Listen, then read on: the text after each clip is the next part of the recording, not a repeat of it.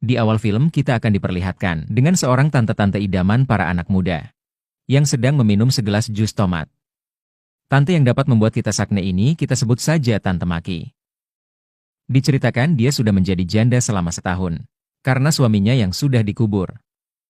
Karena hal itu, dia harus menggantikan suaminya menjadi pemimpin di sebuah perusahaan yang berfokus di bidang pengembangan singkong dewa.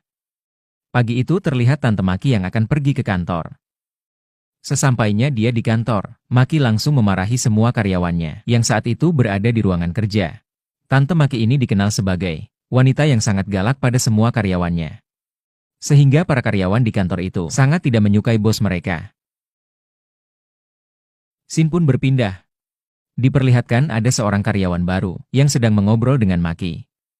Pria yang terlihat kaku ini kita sebut saja namanya Yuta-kun. Yuta merupakan keponakan dari Maki, yang saat itu akan bekerja di perusahaannya.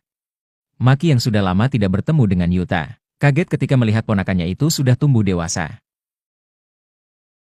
Setelah beberapa saat mengobrol, Maki pun pergi untuk memperkenalkan Yuta kepada karyawan lainnya.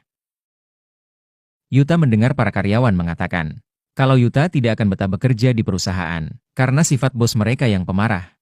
Padahal seingat Yuta, kalau dulunya tantenya itu sangat baik dan ramah.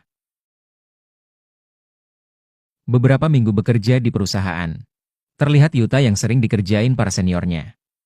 Yuta juga sering dimarahi oleh Maki, dikarenakan Yuta yang sering melakukan kesalahan saat bekerja.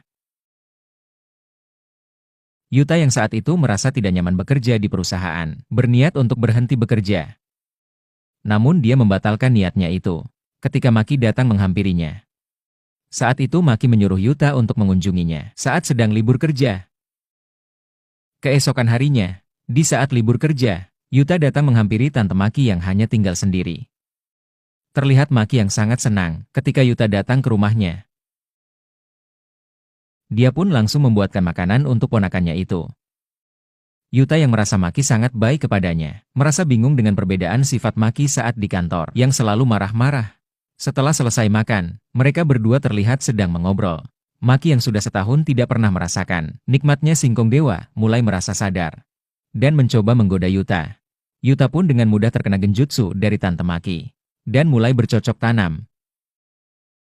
Hari-hari pun berlalu, Maki yang sudah ketagihan dengan singkong muda milik ponakannya itu terlihat sudah sangat akrab dengan Yuta. Mereka pun sering pergi makan bersama, layaknya orang yang sedang berpacaran. Scene pun berpindah. Saat itu Yuta yang sedang dikerjain oleh seniornya, lalu dihampiri oleh Maki. Maki meminta Yuta untuk